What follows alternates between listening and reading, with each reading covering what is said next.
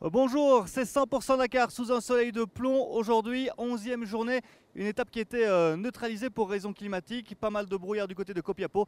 Et donc pour des raisons de sécurité, les organisateurs ont tout simplement annulé cette étape spéciale. Et c'est donc en liaison, en convoi, que les concurrents ont traversé la cordillère des Andes au Passo San Francisco, 4700 mètres, avant de redescendre en Argentine.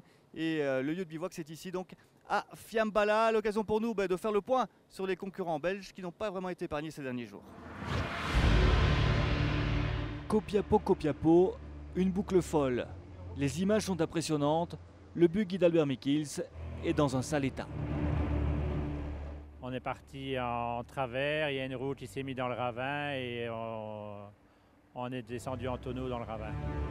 Quelques semaines après un autre tonneau rallye des pharaons, la poisse poursuit Albert.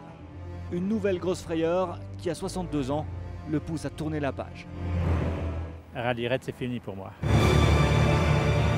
À un moment, on se dit qu'on a 5 enfants, des petits-enfants, une femme qui a mal au ventre pendant 15 jours.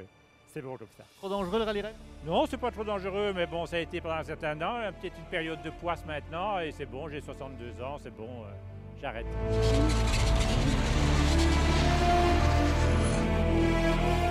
Même étape, kilomètre 350. Jean-Marc Fortin et Christophe Olowitz connaissent des soucis de transmission avant.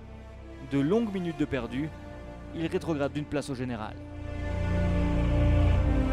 Honnêtement, 6 ou 7 ou 7 ou 6, je suis très content d'être là. Parce que quand j'ai vu les dégâts, quand on s'est arrêté, quand ça a pété, je croyais passer beaucoup plus de temps que ça et puis surtout il restait.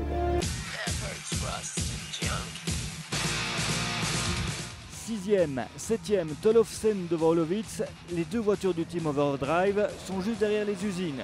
Une performance en soi pour cette petite structure basée à Gembloux et créée voici 3 ans par Grégoire Demévus et Jean-Marc Fortin.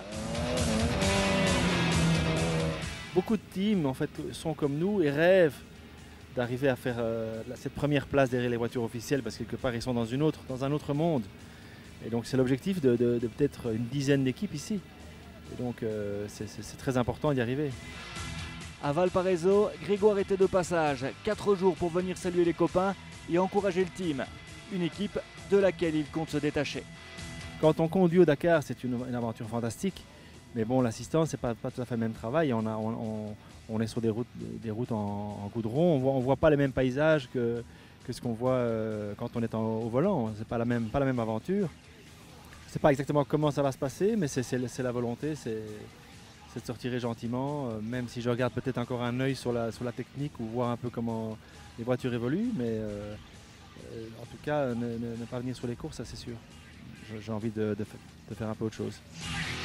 Après 23 ans passés à parcourir le monde, à se battre pour grappiller des secondes, Grégoire Demévus a envie de prendre du temps.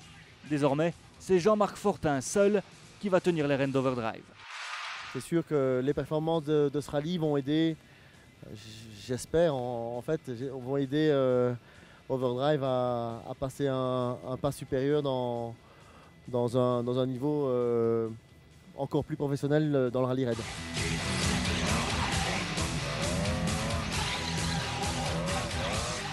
Après les abandons de Charlier et de Timmermans, nos motards retrouvent la pêche. Prenez Marc Verist, moral au beau fixe, après être sorti indemne de la boucle Copiapó. Pour moi, c'était la journée que je craignais le plus. Et bon, on l'a passé. Il reste encore, je crois, un cap à franchir, mais on est dans le bon, donc je suis très content. Même pas mal. Épaules, cuisses, genoux, Eric Palante est tout cabossé. Mais toujours là, mu par l'esprit d'équipe qui règne chez les motards. Il y a un esprit intéressant ici au Malmoto, ce qu'on appelle les Malmoto. C'est vraiment sympathique, quoi. On arrive, on est accueilli, il y a les autres qui demandent comment ça va. C'est très bien. Après une journée de relâche, pour Eric et les autres rescapés, les choses sérieuses recommencent demain. Direction l'Aurora, franchissement et dunes sont de nouveau au programme. N'oubliez pas, 22 h sur la 2, les pistes du Dakar. L'occasion de faire le point sur la course à 3 jours de l'arrivée. A tout à l'heure.